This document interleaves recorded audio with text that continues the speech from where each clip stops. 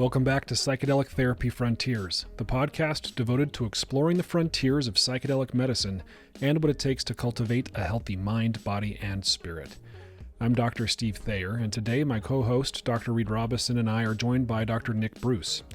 Nick is a psychedelic therapist, IFS expert, educator, therapy trainer, and advocate.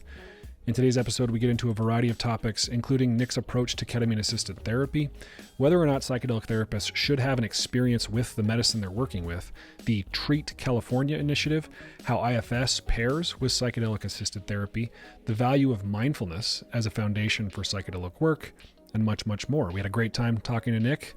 Much gratitude to him for joining us. You can learn more about Nick and his work on his website, apracticeoffreedom.com. If any of you listening are looking for good training and education pursuant to becoming a psychedelic therapist, you can check out Numinus's training programs. Go ahead and click the link in our show notes or go directly to numinus.com/hour-training-selection. You can use the code PTF10 for 10% off selected trainings. If you'd like to support the show, you can do so by subscribing to the show on whatever platform you're using to listen or watch. You can leave us a review or a rating in places like Apple Podcasts and Spotify. And of course, please share the episode with somebody you think might enjoy it. Without further delay, here is our conversation with Nick Bruss. Welcome back to Psychedelic Therapy Frontiers, everybody. Today, Reid and I have the pleasure of being joined on the podcast by Dr. Nick Bruss. Nick, welcome. Thank you. No. It is all my pleasure. Pleasure and honor. I've been listening to you guys for years, so it's a pleasure to be here, and I hope to contribute for your audience. I expect that you will. And you know, we've also been following your work for a long time. I was trying to remember where I was first exposed to Nick Bruss, and it was a training of some kind, and I'm trying to remember what it was. Maybe it was a ketamine training, but what organizations have you trained for? Do you know? Trained for. I co-created a organization called the Psychedelic Coalition for Health here in Southern California, the first of its kind to train clinicians to work with ketamine. We also offered master classes and other psychedelics to help when people are coming in to help integrate from outside experiences. So Psychedelic Coalition for Health. Been a part of MAPS since 2016. Also went on to be a supervisor for them. Public Benefit Corporation. Thayer. I'm also part of that training committee and have done some work through psychedelic support, a specific IFS psychedelic training. So maybe it was one of those. Yeah, I think so. I was back in the day, and before we were Numinus, we were Novamind, and I was putting together a training program internally for ketamine-assisted therapy and doing a lot of research on existing trainings. And I think I stumbled across one of yours, if I'm remembering right. So yeah, been tracking you for a while. Great to meet in Denver in person after all this kind of virtual coexistence in the space. Right, agreed. It was great to connect with you. Sorry to miss you in the flesh, Steve. I must admit, I spotted your formidable beard across the way, but I was racing off to one of who knows what things. Yeah. So I look forward to in person before long. Yeah, I think I walked past you on my way to the big convention hall, like the keynote space, and you were talking to somebody else, so I didn't want to interrupt, but we got you now. Here we are. So why don't, before we get too far ahead of ourselves, why don't you introduce yourself formally to our audience? Sure thing. So I am a psychotherapist. I'm licensed in California, New York, and Texas, and I specialize in internal family systems and ketamine-assisted therapy. Been part of MAPS, the good fortune to be on the MAPS team here in Los Angeles, doing the work of phase 3 MDMA for PTSD. Have gone on to be a supervisor for MAPS, helping the next wave or the next generation. As mentioned, created PCH, so I'm training other clinicians to work with ketamine and other medicines. I'm a part of the team up north, Thayer in Canada, who they're creating, it started out as an advocacy team to make psilocybin available for end-of-life care. And at some point when that started to take off, they're like, oh, we also need to train therapists. So I came on board to help with that.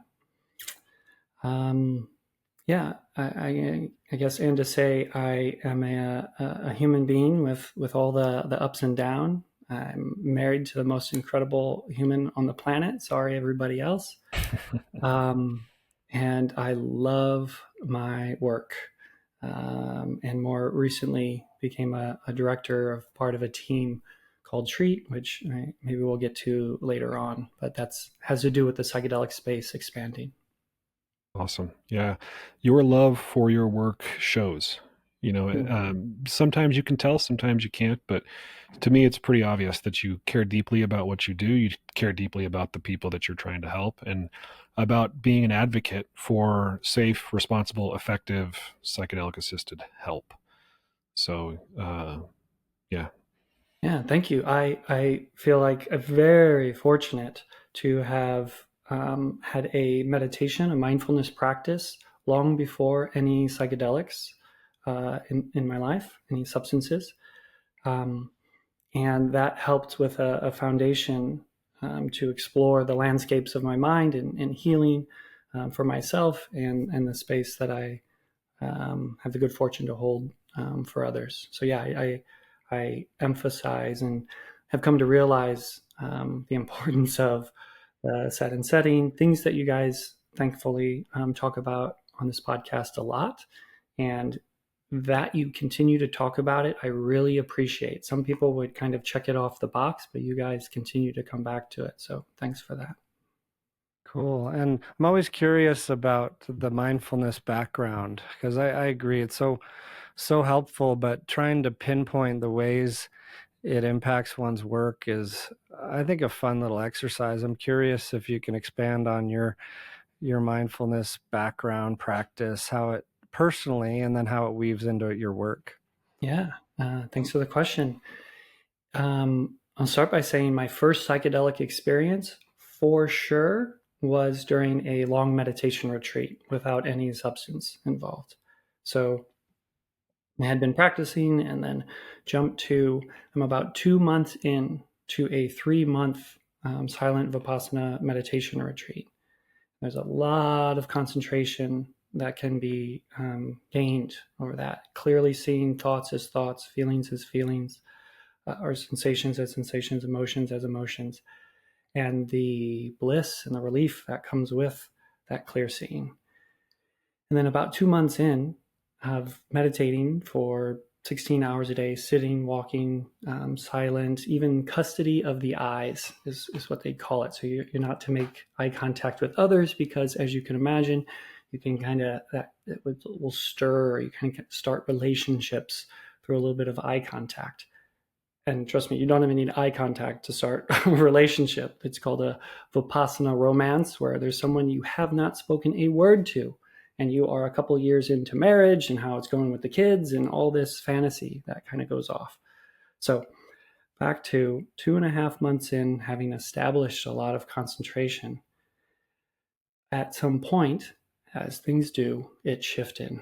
And I noticed a contraction, or like, I've yet to find words for it, but it just felt like my mind was going into dead ends, or my thoughts like weren't finishing, and there was something like the walls were moving in a way, in like almost a visceral way. And then one fateful night on the meditation cushion, after a long day of meditating, the hall clears out. I'm sitting, trying to stay curious about this experience of everything closing in on me. And then I'm like, okay, that's enough.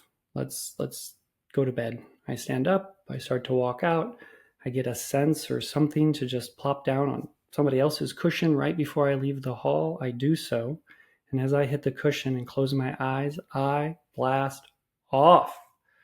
Since then, many years later, I've had an experience of 5-MeO DMT, and it was on par with that experience. Eyes closed, traveling, timeless vastness. Eyes open, silence in an empty meditation hall, eyes closed, back to that space. This went on for a little bit. And then at some point, fear started to creep in. Oh shit, what has happened to me? I'm not a normal person anymore. How am I going to relate to people? And I went to bed that night with a prayer. I was not in a habit of praying at night, with a prayer on my lips of make this go away. So the fear of what was so different came in. I woke up and things were back to normal, though I was forever changed by having this rapid expanse of perspective. So not having had the meditation experiences and practice of being with what's arising over and over again through countless hours prior to that, I totally understand how people become destabilized or go into a manic fit or a depressed fit post psychedelic experience. So it is well placed, rooted in my heart of the compassion and thus the education I want to help provide. So mindfulness has been really helpful in that department in steering me and helping me be focused on what it is I want to pour my energy into. And then more on the daily, like when I'm with clients, it's noticing what comes up. Oh shit, this client isn't getting better. Or oh shit, this is uncomfortable. And first, how I meet the experience in my body. My heart rate's picking up. My armpits are starting to, fire hydrant. All the things can be happening, but I can continue to come back to a center and notice thoughts as thoughts, emotions as emotions, sensations as sensations, which, as you guys know, provides a space for people to be in their own process, with or without psychedelics. Wow. That's thanks for sharing. It's a pretty profound story. And one thing that jumped out at me was when you said you were on a long meditation retreat. And I've just seen that as like somewhat of a pattern in myself and others leading up to these non-medicine induced states of awakening or mystical experiences. And, I think we joke around sometimes that if we had all the time in the world, we wouldn't need to give ketamine or LSD or psilocybin in clinic or in studies if we had just enough time to sit still in the dark or to breathe or meditate. And, breath work being, of course, an example. But there's something really interesting about those non-medicine states because even if it feels spontaneous, I think it's been bubbling up. I think it's been brewing. And then with the psychedelic induced one, sometimes someone isn't ready. Like there's that beware of unearned wisdom adage. And it makes me wonder, were you ready for this experience? Can one ever be? You look back on it as a positive transformation? Yeah. I have a response to that, and then I'd like to toss a question back to you, Reid. Was I ready for it?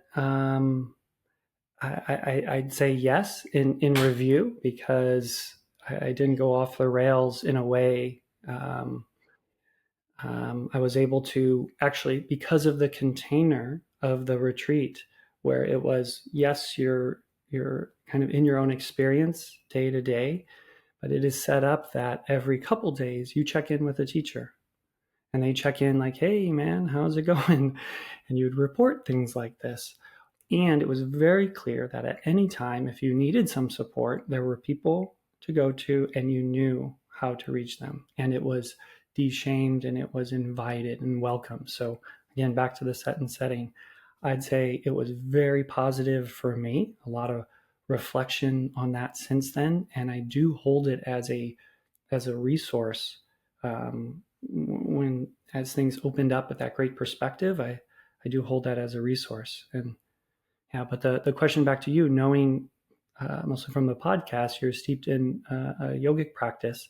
Have you found others that have come through, not necessarily meditation, but within a yoga? And I know yoga meditation is part of a yoga practice often, but have you seen that through yoga practices as well? Like a mystical type experience. Yeah, Hmm. certainly. One example that I may have shared on here, but it's been a long time.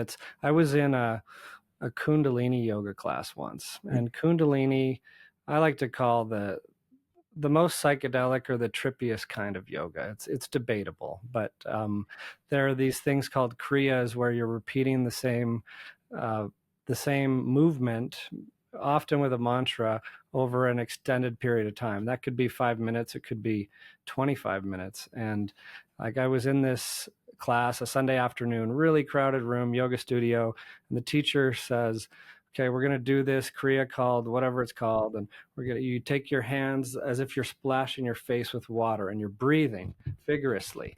I just hit my microphone with that motion. And I'm having a reemergence of it right now. No, it was very fascinating to witness the mind. Like I got distracted. I even, and this is embarrassing to admit, got up and went to the bathroom and came back because she said we were going to do this for 32 minutes. And I was like, are you kidding? Is this for real?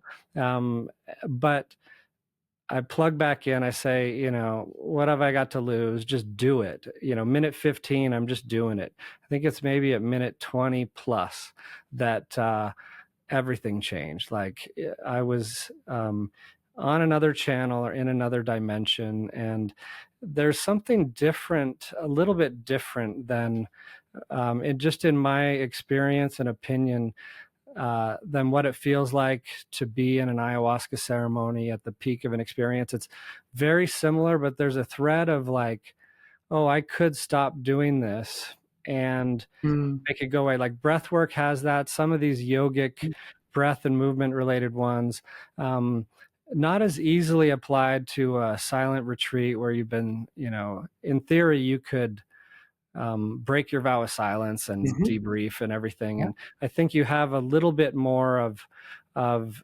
an exit plan potentially, or a little bit maybe more personal comfort in the ability to ask for support. I don't know. I could be wrong, but yeah, I've experienced it in yoga and meditation and in walking through life, and I've having taught yoga, seen it in a lot of people. Even yesterday or 2 days ago, in one of the more crazy yoga classes, like intense, there was someone who really needed support, started hyperventilating. It wasn't really related to the posture, but whatever the posture stirred up. And it was neat to see how the teacher responded to that. Had someone else take the reins of the class and went and gave attention. It was really touching. Beautiful. Yeah. Maybe you guys are studying it at Numinus, but an off switch I don't know of. I mean, there's the emergency benzos for many.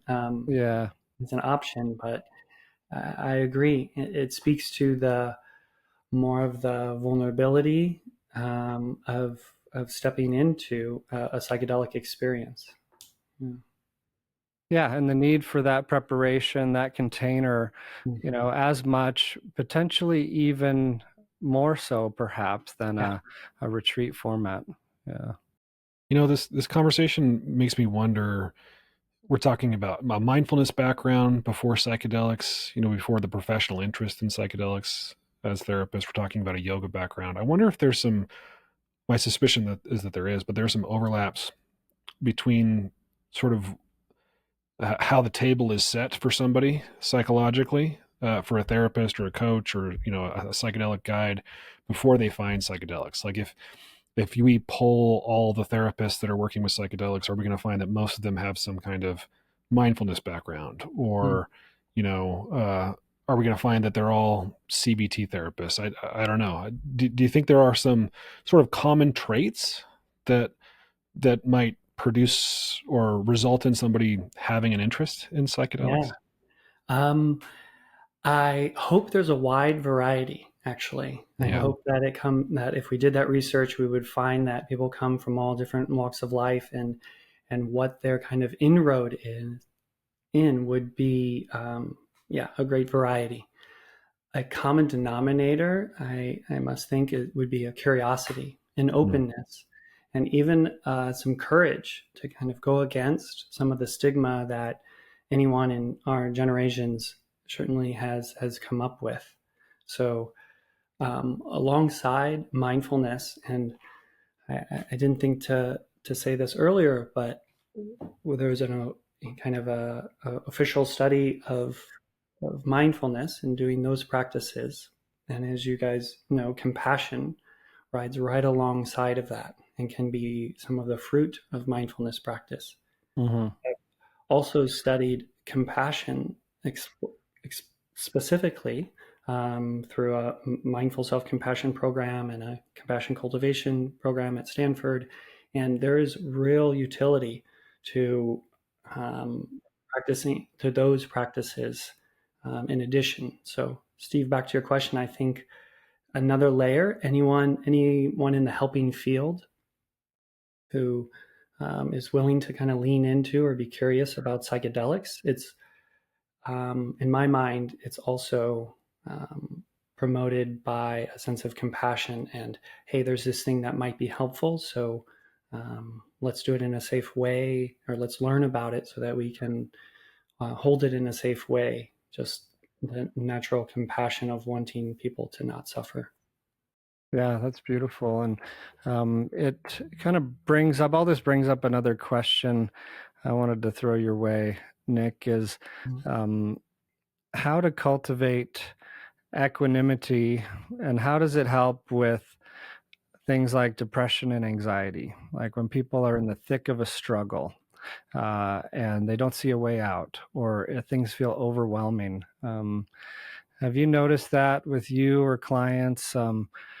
Like some value of an equanimity stance there, and how does one cultivate it?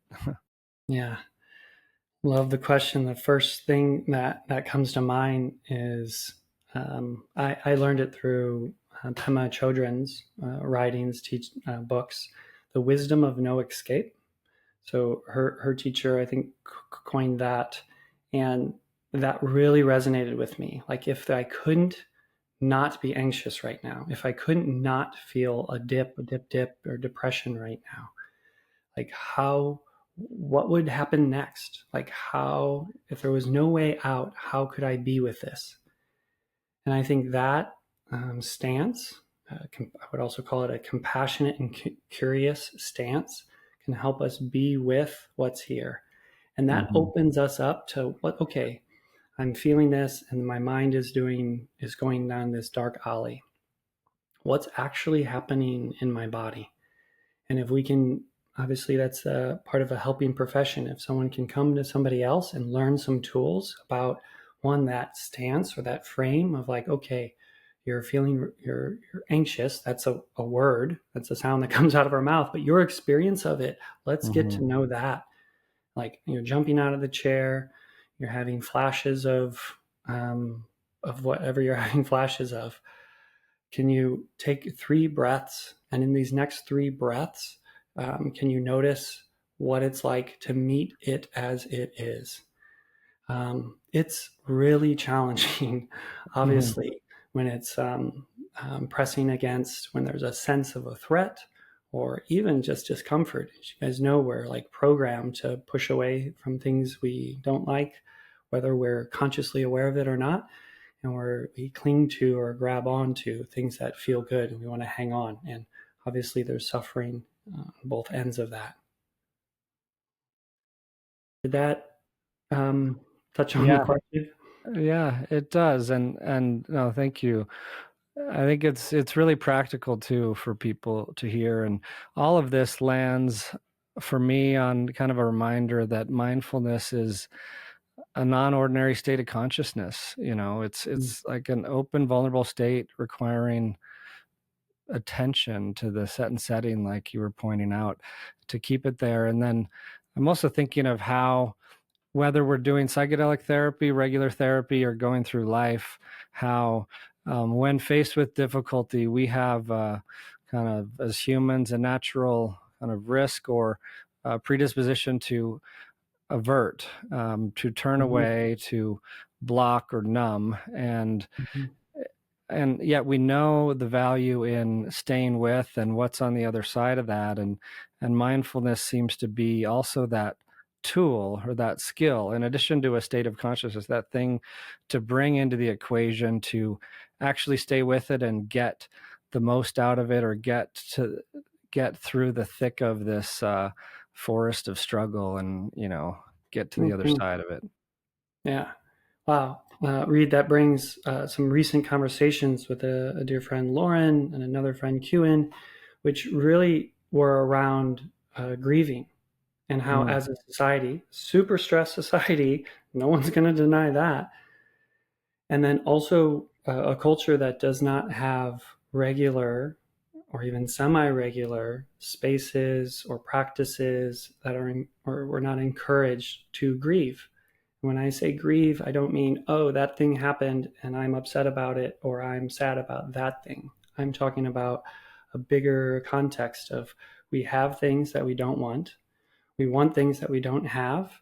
And there's ouch in that for the human experience.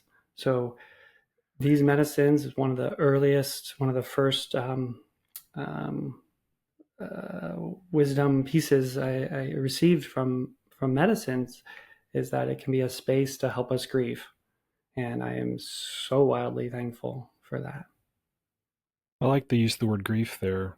I had a client the other day who's been to a lot of different therapists, really wise person, but in a lot of distress after even doing some psychedelic assisted work.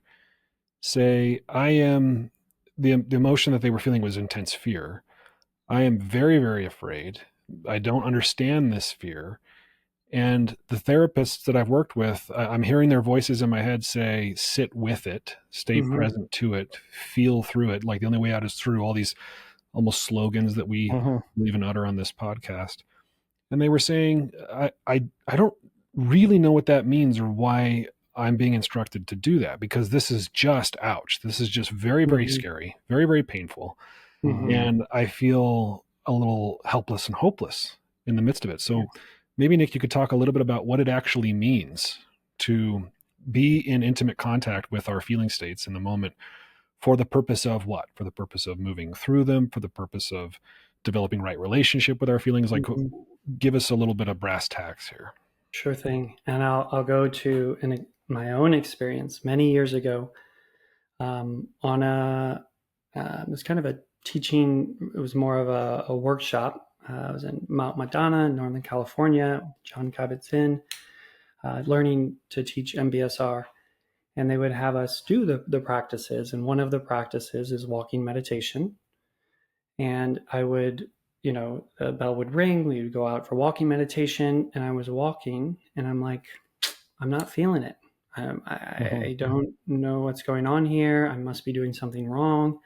And I went from walking on the grass to walking on the pavement. Oh, maybe the pavement, and it's kind of hot. So maybe and then I went to walking on rocks.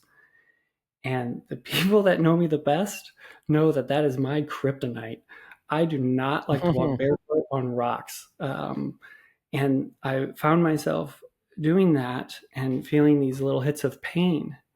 And then back into the hall, the bell rang, we went back into the hall, and there were some questions and answers. And somebody else asked a question that, as happens in groups, we kind of get something vicarious through somebody else's question.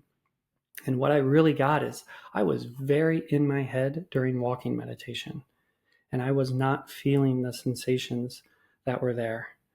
And since then, or specifically say the very next walking meditation, I really could feel what was there. And not only that, I felt lighter. I just had a very different experience of myself in that. So if we go worldwide, millions of people that are suffering in any given billion in any moment, the idea of being with it, I get it. It sounds like, are we allowed to cuss on this podcast? Yes. Yeah. People that are suffering, that are told to just be with it, I get it. You say, fuck you to that. You don't get this level of pain or discomfort here. And what's that going to do for me? So to respond to your question, the first thing is to meet them where they're at and let them know that you are not alone with the big fuck you for this idea that feels counter to their experience, when every cell in their body is just wants to take it away or get rid of it or numb out or just end the pain. The reason why, when supported, and I don't send people out on solo missions, not, of course, when I'm working with someone, but also wanting to educate, to like find the others that your story resonates with, and then together you will learn, or it's been my experience, that turning towards what's here reduces the resistance to it. So there's pain, and then there's resistance, and resistance we could also call suffering. If I'm walking, or if I'm walking along and stub my toe, and say that's a level 5 pain. There's level 5 pain. Okay, now if I layer on top of that, who the fuck put this here? Why is this here? You know, and the resistance to it. What am I going to do about it? Then that's adding layers to it. And of course, that can happen spontaneously or naturally. That resistance will come up, but through a mindfulness, a yoga practice, through being with people that are a little bit more thoughtful and considerate, we can learn that, okay, I have some choice around how I'm reacting to the level 5 pain. And if I'm adding suffering to that, it may have been shared here, the old equation, I don't know where I learned it, but pain times resistance equals suffering. So if there's that level 5 pain of stubbing your toe, then you're timesing it by the resistance, versus if you have a stub toe level 5 and then there's no resistance, naturally your hands will go to your foot and want to bring care and love to it. No resistance, 5 times 0, 0 suffering. Pain is still there, but we're not adding suffering. And so while I don't have great answers to take all the pain away, I do want to put it out there that there are ways to not add suffering to it. I love that equation. The first time I saw it was in Shinzen Young's book, The Science of Enlightenment. He's my personal guru of applying mathematics to mindfulness states. I just like that stuff. But what you're saying and what you said before about grief reminds me of this thing I read recently. It's kind of random, but it was called The Embodied Beatitudes that someone wrote, and one of them said, "Blessed are those who live fully embodied. They shall liberate oppression inside and out, and shall die free of the regret of having missed their lives." Yeah. Beautiful. Wondering how that lands for you two. Steve, you want to go first? That last part, free of the regret of missing our lives. Like, I think oftentimes in our efforts to avoid pain, perhaps adding suffering, like you were saying, Nick, may, albeit unintentionally, what we're really avoiding is the lived experience of each moment. Even if that moment involves discomfort or pain, we're, in our desire to achieve a state that isn't now, we're missing out on now. And again, like you were talking about, and like I referred to, you say that to somebody who is in this moment experiencing a lot of pain. They might be like, what are you talking about? I just don't want to feel pain.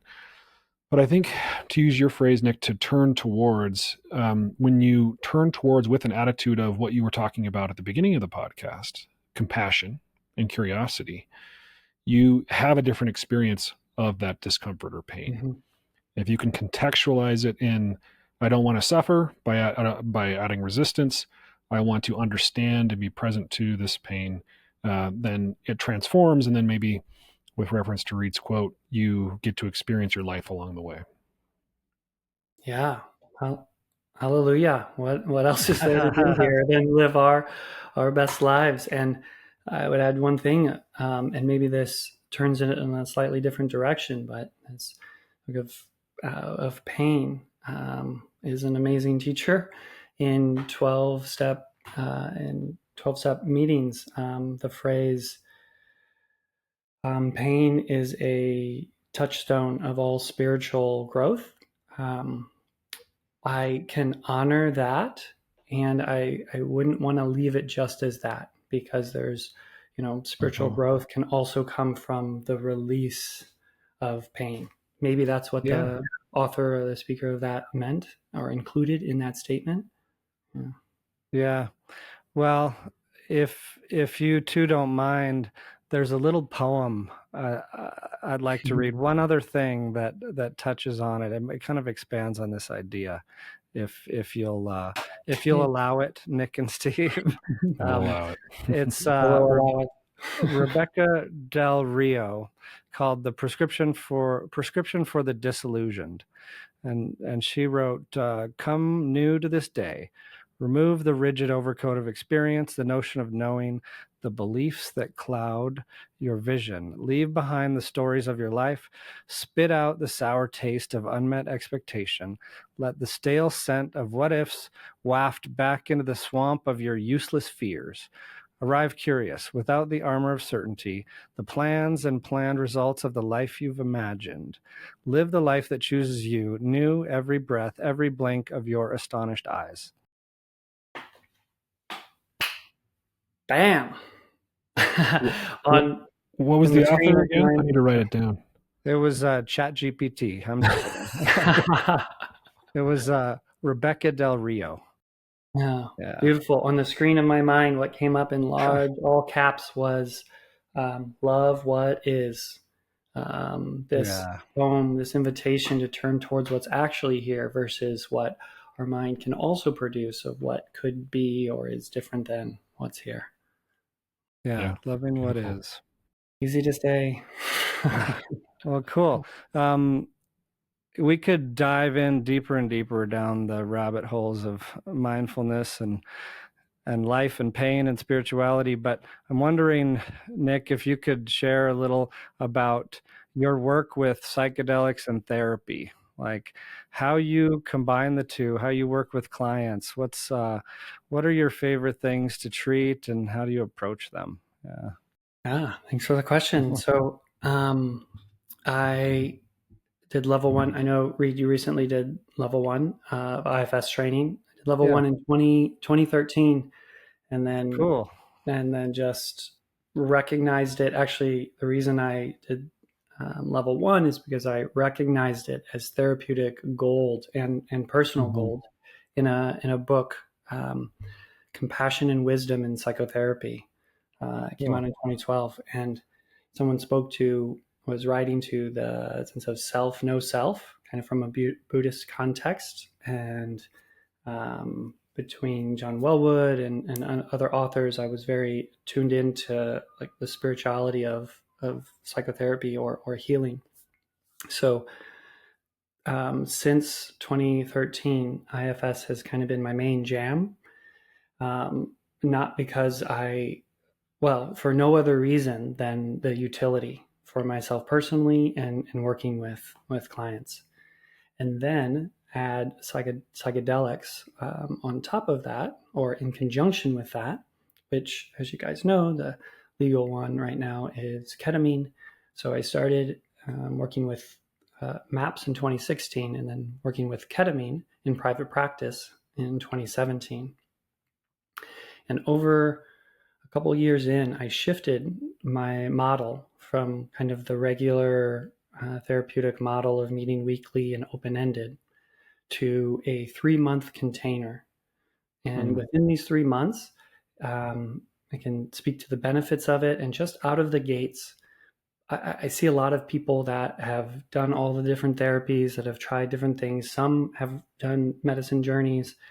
But what this 3-month container does, it gives us space and time together to go deep into the roots that touch the suffering, and however it shows up in their life, whether it be they're drinking too much, there's constant conflict in their personal relationships, their work, their creative work is not where they want it to be.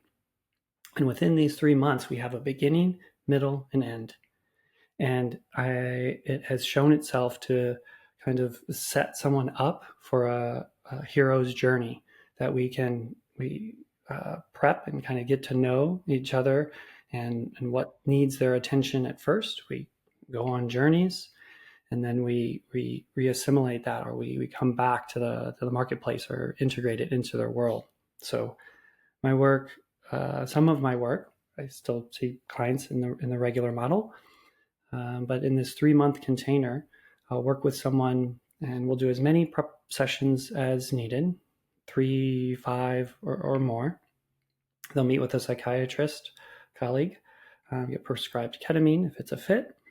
And then we'll do about 6 ketamine sessions. Tend to be a week apart. There's some different variations in that. And after each ketamine session, the next day we'll do a non-medicine integration session. So we've prepared in these early sessions, happy to go further into that. Then we'll do, in a given week, we'll do a ketamine-assisted session followed by an integration session. And then towards the end of the 3 months, we'll do non-ketamine, just I call them transition sessions from what they've kind of harvesting what they've gained. And just real quick, what that tends to look like is different practices, different ways of being, different relationships. So there's so much more in relationship with different parts that have been causing a lot of suffering, and that's what they take out after the 3 months. Cool. Do you use the hero's journey framework explicitly with clients? Do you paint a picture of this, or is that how in your mind you're charting this 3 months? More often, I'd say it's 50-50. And your question actually makes me wonder why I'm not more explicit about that. I'll look into that. But I've seen, I think there's real utility to holding that. I do highlight, we've got this time together, and let's see how much work we can do, and use some of the kind of Joseph Campbell language around we're on a mission or on a journey here. We're on the yellow brick road or whatever it is. Yeah. And then you get the occasional like tornado ketamine session to turn everything upside down. Yeah. Well, speaking of tornado ketamine sessions, do you ever find that the pace of one ketamine session a week is too fast for clients? Do you ever have to throttle down and spend more time integrating a particular session before you move into another medicine session? Yeah, short answer is yes. And everyone I work with knows, because I say it so much, they're like, yeah, I know. But it's that no matter if we have a ketamine, a 2-hour block to do a ketamine session, and this, by the way, is low dose ketamine, the psycholytic doses. I can talk more of why I've really found that to be really useful. But people know that we've got the 2 hours on Monday and the hour on Tuesday scheduled for whatever reason. They might show up. I've had people show up, oh, this thing just came up. I got this email and I don't think I can do with ketamine today. Great. Let's turn towards and work with what's coming up around that. No ketamine. So, and along the way, someone has a ketamine experience that while we may have had things scheduled out for a while, will absolutely not only that integration session after, but we'll plan on something later that week. Or I remember I can see it in some people's eyes and their bodies when I say, I think we should not work with ketamine next week. And they're like, oh, yeah. And so there's just more time and space to be with that. It's very individualized, but that's a astute question, that the idea of putting anyone on like, all right, guys, this is the program. And by the way, when I say 3 months, it's 3-month-ish. It always has this, it's a concierge program. So it really has a lot of flexibility and more touch, more contact throughout the week.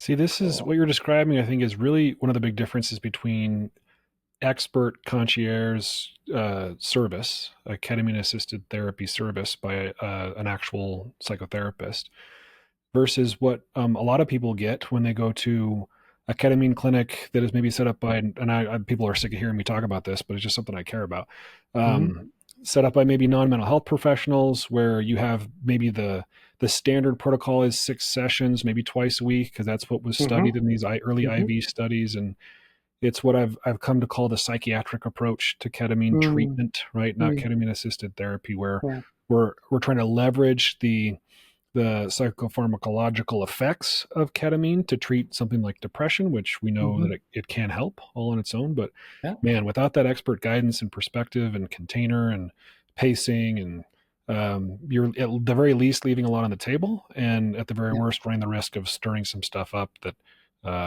does more damage than good.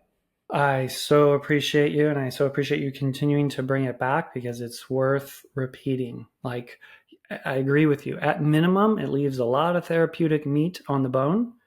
And from there, there's like a range of just like meh or just like unproductive experience. And I'm part of, maybe as you guys are as well, a number of different listservs, and hear a lot from different clinicians.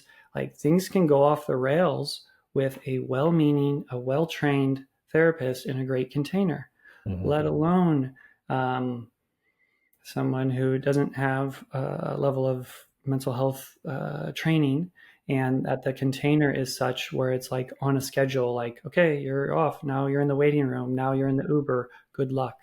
Right.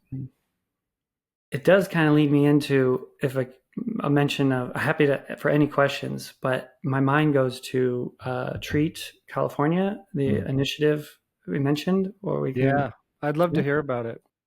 Great. And I'll say the reason that it came to mind is because I first personally just figured this is the way it's going to have to go with psychedelics. Like, psychedelics, I guess it's kind of been said, like in the 60s, they would overemphasize the dangers and minimize the potential benefits. Whereas now we're at risk of exaggerating the benefits. Actually, I would say they exaggerated the dangers back then, by and large. But today, we're in danger of exaggerating the benefits and minimizing or downplaying the dangers. And the way I imagine things would roll out, as you guys have been seeing, there's decriminalization, there's the start of legalization, Oregon, Colorado, other and city-specific, that we're just going to have to go on a real bumpy ride, kind of like that picture behind you, or that art behind you, Reid. It's going to be like, holy shit. And that we would learn and grow from that, and well-intentioned people would come together and support individuals and communities in this. And then, and alongside that, having the good fortune to work with MAPS early on, it was I would say one of the more challenging parts of my job is seeing what MDMA is helping with people with PTSD, and then ketamine, knowing that this is available, but knowing that most people don't have access to it. So the combination of that, and then early this year, when I heard about Treat is an initiative, Treat California. It's a citizen-driven initiative to get on the ballot for 2024. It would essentially, California voters would be able to vote for a new organization, Treat Institute, which would be essentially a funding agency. Ready for a big number? $5 billion. Wow. $5 billion towards mental health specifically, more specifically, having to do with psychedelics. Treat stands for treatments, research, that's a very big one, education both of therapists and of the public in harm reduction, access, and therapies. So Treat California will have huge impact in California, and without a doubt worldwide. You guys know that research that's done really well has worldwide implications. That's going to happen. Reid, I'm thinking when we met each other in person, it was in the expo space at the Denver Psychedelic Science Conference. That was a crazy scene. Your guys' space was amazing. But walking through that space and just enough knowledge of business that most of those companies are not going to make it. Mm-hmm. And mostly because of funding, or I'd say in large part because of funding. And then the research that this initiative would provide, things like, I know you guys are doing work with LSD, but by and large, LSD, ayahuasca, ibogaine, no one's going to be able to patent these. So no one, as you know, is incentivized to do the hundreds of millions of dollars it takes to research them to see what indications they're actually helpful for. This initiative would fund so much research. It will be one of the biggest impacts in the psychedelic space to date, I think. Yeah, that would be a huge lever to pull, right? Because, you look at the MAPS route of philanthropy and just pulling together bit by bit by bit, and eventually they get enough attention that they can get some bigger donations and do this very expensive research. Then you have the sort of psychopharm, big pharma route where you have the potential for profit driving investment that drives research. But if you could unlock the vaults of the government and just say, hey, like, we want to fund, voted in by the people, the citizens, we want to fund this research because it'll benefit our populace, you could get a lot done. Yeah, I agree. So that's super cool and very ambitious too. So it sounds like this is a citizen-driven initiative to get on the ballot. You need, I think I saw from the website, like 1 million signatures ish to get on the ballot. And then it's proposing this $5 billion to study and revamp the mental health service offerings, including, psychedelic therapy in a good way. Is that? That's accurate. Yeah. And a couple things about this, because I don't know about you guys, when I heard 5 billion, I'm like, great. Sounds wonderful. Let's see. People vote for that. But here's the reality of it. The core, the founder of this initiative, Jeannie Fontana, has already done this once, 20 years ago with stem cell.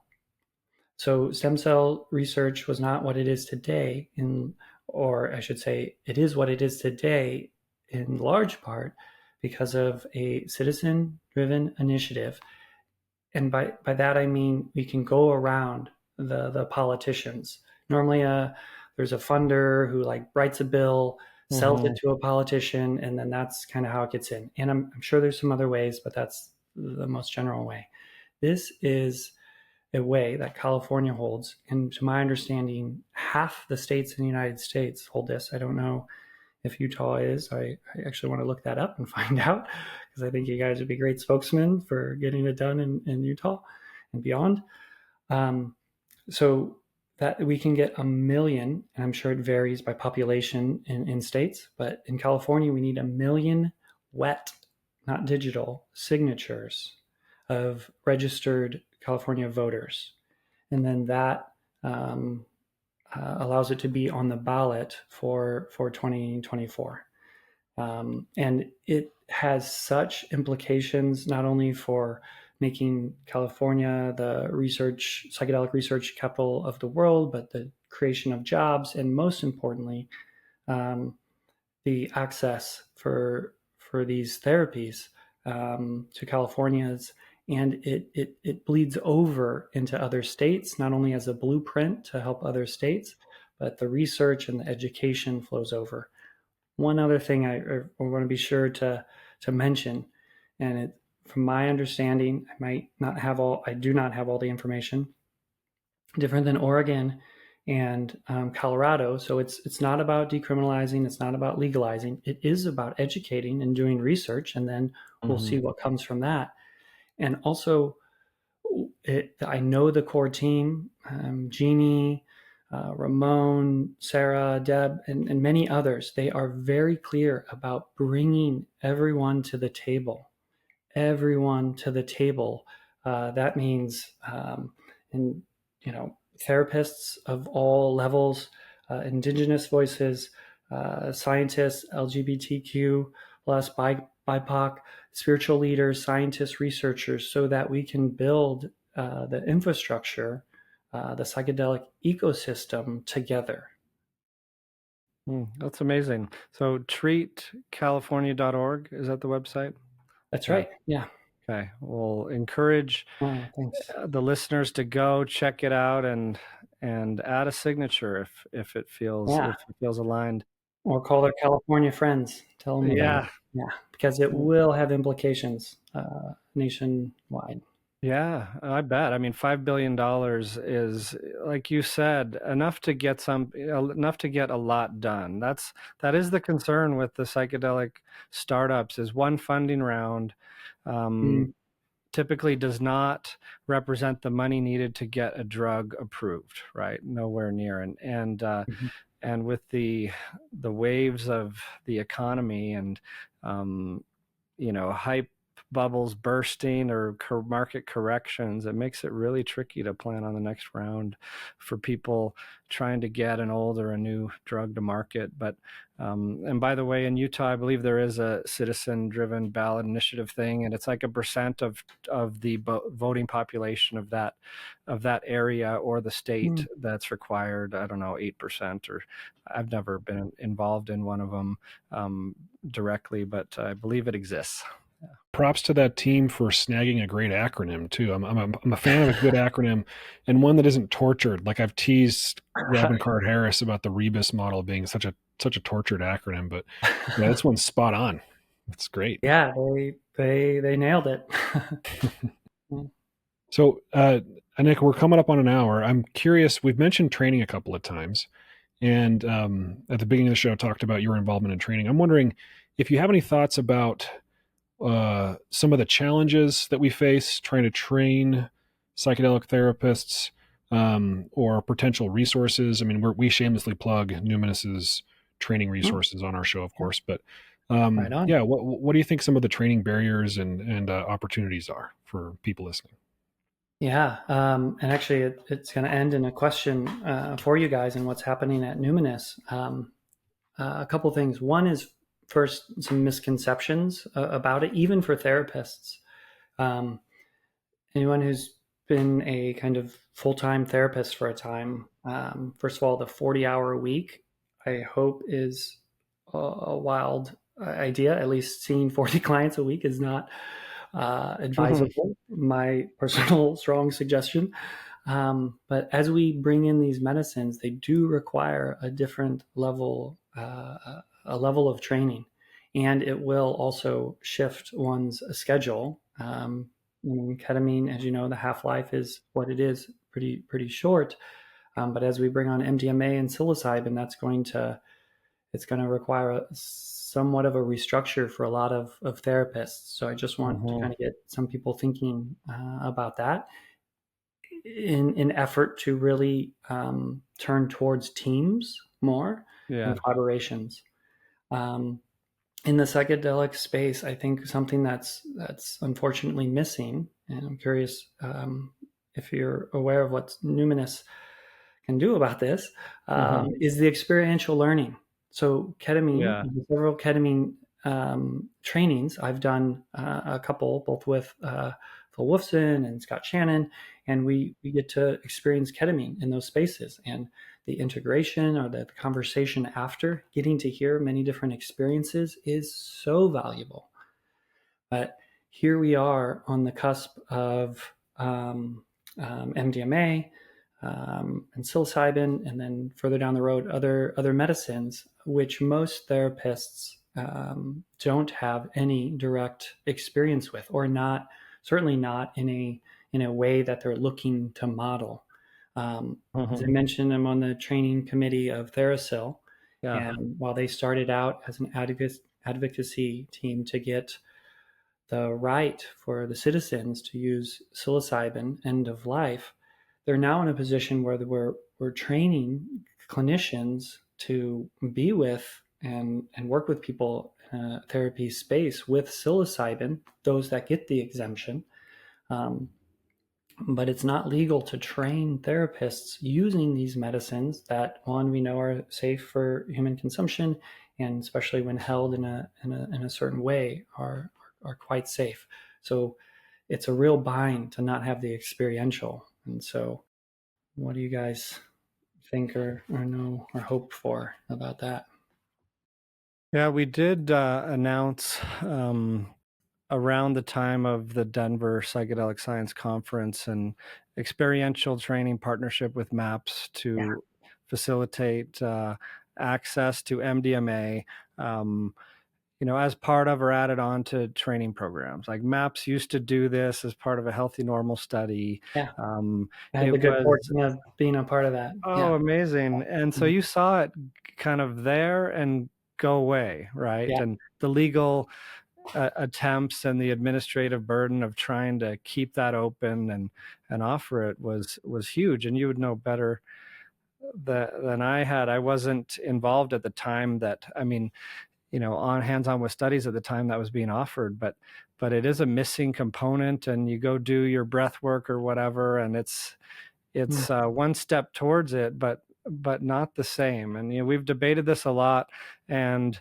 it's interesting in the ketamine world where we could, in theory, we train a lot of clinicians in working with ketamine, right? And we do a lot of work like at scale with ketamine across our 10 clinics. It's still the minority of like mental health visits, but a sizable percent where it's, we've done tens of thousands of dosing sessions, across our group. And but we do not have a formal ketamine experiential offering because, it's been a judgment call and evolution and intuition every step of the way. Steve and I have been together in Wolfson ketamine trainings experientially as well. He's done amazing work at pushing it forward. But when we think about should we offer it across the board in the US to clinicians who are workmates, or there's an employee relationship, maybe a trainee relationship.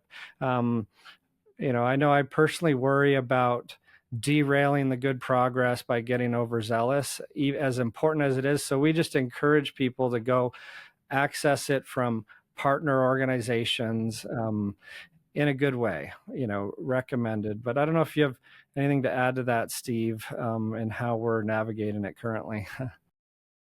Yeah, I think you articulated it well, Reid. Just I'll underscore that consideration when you're a supervisor or a trainer or the manager or the boss of somebody that you are going to hold space for while they get this drug. There's the potential of some odd, I'll use the phrase dual relationship from the therapy world, that we just didn't want to mess with, to be frank. That isn't to underemphasize or diminish the importance of experiential training. We've talked about on here whether or not such experience is necessary to become a psychedelic therapist. I don't know that it's necessary. I wouldn't go so far as to say that. But is it tremendously helpful? Yes.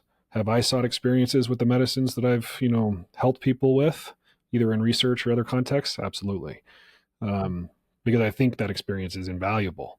But it would be hard for me to say, this is the only path and you have to take that path. Agreed. And what really stands out, and I knew it before our conversation today, is your guys' reverence for not only medicine space, but also the care you bring into training therapists and their process along their way. And everything you just shared really matches that. So Numinus is lucky to have you. Oh, thank you, Nick. And yeah, it's really, really touching to hear. I'm remembering Steve and I even went to great lengths to work with psilocybin in studies in clinic, but clinical trials are, you can't do huge volumes with how much they cost and how how rigidly outlined they are on the path to potential approval. So we went to Jamaica with a group and co-facilitated a couple psilocybin dosing sessions where we could do it with more people at once and open up access more, and even experiment with ways of facilitator having a helper dose and things like that that was really educational. Great. Totally gonna pick your brains, your experience about that offline. I think that's it's the option that's available now legally. Mm-hmm. Yeah, but I agree with Steve. Not an absolute prerequisite, and in fact, very difficult legally to access, every single one of these medicines, but tremendously helpful. And there is some crossover medicine to medicine, but not, there's still medicine, there are unique considerations of every medicine. And even one experience, I know, like from kind of doing my own work and working with ketamine for, 13, 14 years now, is one experience doesn't give you a thorough understanding of it. It gets you a huge leap towards it, but the varieties of the experience are so vast that, I don't know how many you would need to say, I know this medicine.